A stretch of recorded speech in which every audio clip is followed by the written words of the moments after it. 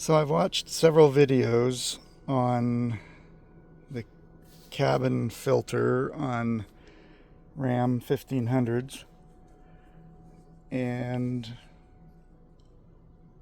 a lot of them don't actually have one. I got the impression that 2016 and on, or higher trim levels, did, but mine is a 2016 Laramie Limited with a lot of Longhorn features or options. And when I opened up my glove box, I have to release that little cord there, and I can't do that with one hand, so we're gonna pause. So I lifted the lower glove box out, and right there is where the cabin filter is supposed to be. There's supposed to be a door there, a cutout, but it's just got the shape of it, but it's not cut out yet. So you have to cut that out following the lines, and you can order a door and filter from Amazon and probably some other sources, which is this puppy right here. So there's kind of a generic filter, and here is the door. It shows you have to orient the filter correctly for airflow. I believe the filter says something similar on it.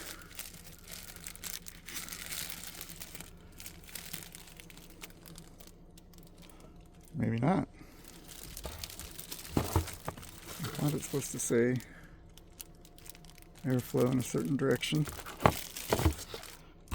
And I actually ordered a little better quality one too, so I was going to compare them and see which one I want to use and keep the other one as a spare.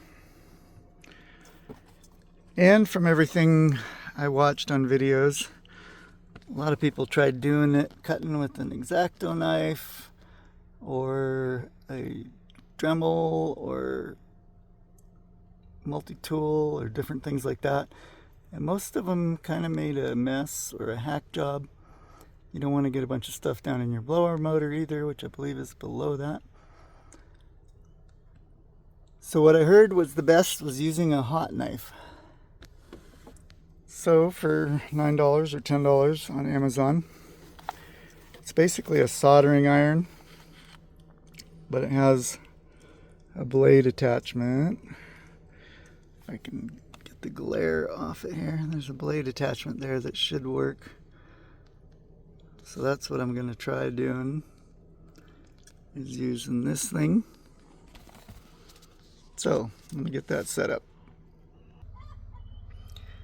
So there's the piece I cut out with that hot knife. Didn't work quite as well as I thought it would. Let's see if I can show you up in here.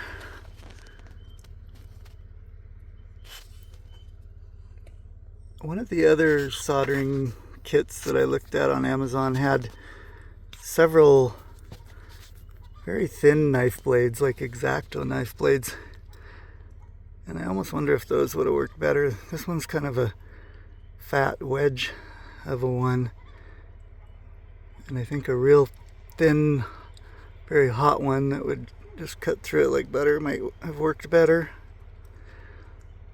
Anyway, so that's what the hole looks like. Now I'm going to see if I can fit this door thing on it so it'll actually clip in and stay.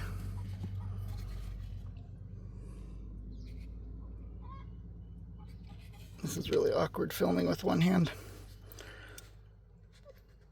Anyway, we'll try that and let you look at it here in a second. Alright, let's see what we got here. Get some light on the subject. So there is the door in place. It barely clips in on the ends. Had to do a little sanding and cleaning up. But I think it's clipped in enough that it will stay put, not vibrate loose, I hope. We'll see how it does.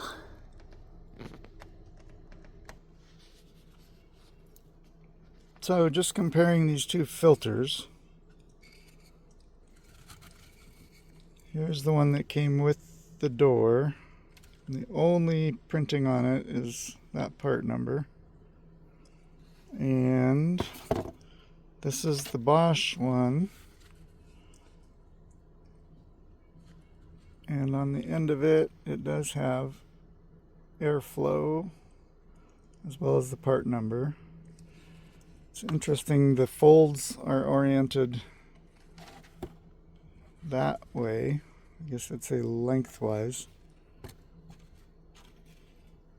because they are a bit longer than they are wide.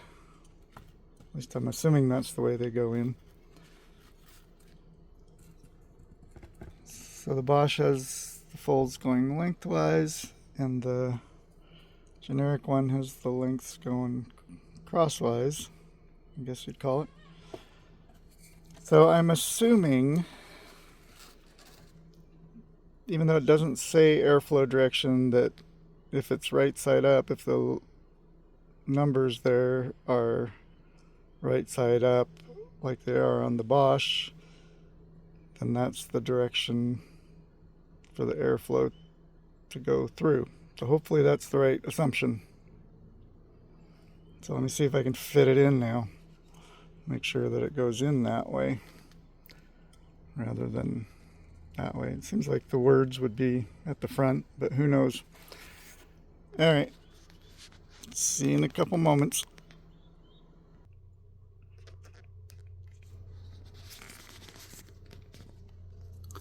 So it would appear that that is the way for it to go in. Just out of curiosity, I am going to try the other one also.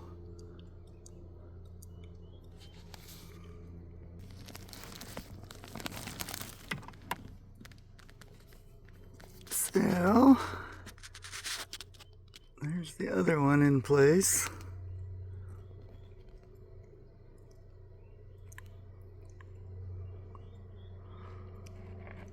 So you might notice down the middle of this thing, where that lower notch cutout is, there's a central ridge, and the crossways folds almost sit on that better than the Bosch one, which parallels that center support ridge or whatever it is. Anyway, it's probably not that big a deal either way. So I guess that pretty much wraps it up. Hopefully it wasn't too long and wasteful a video.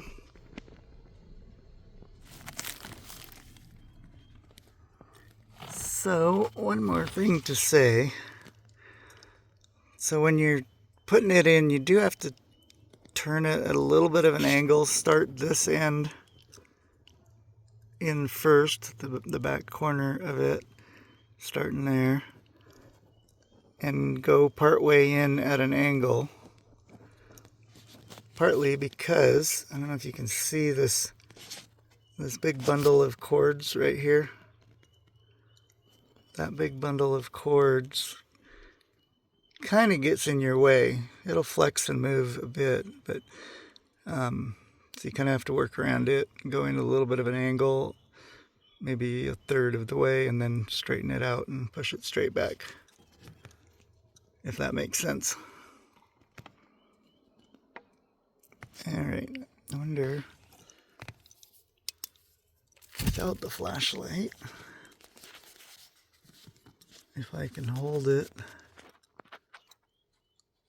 good enough to let you see me trying to get this on. I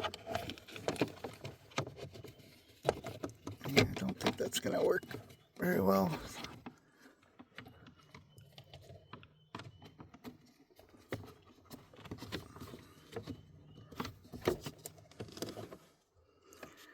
Something's not lining up right. I know I had it in there before, but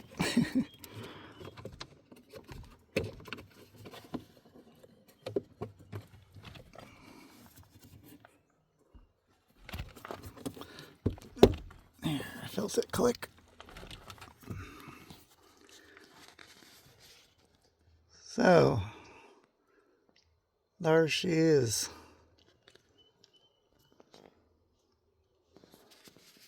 Hope that helps. Cabin air filter on a 2016 Ram 1500 Laramie Limited. I was very surprised actually when I looked at it and there wasn't already one in place. Being a 16 and a high trim model, I thought for sure it would have already had it. Anyhow, adios, 11.5 minutes. Whew.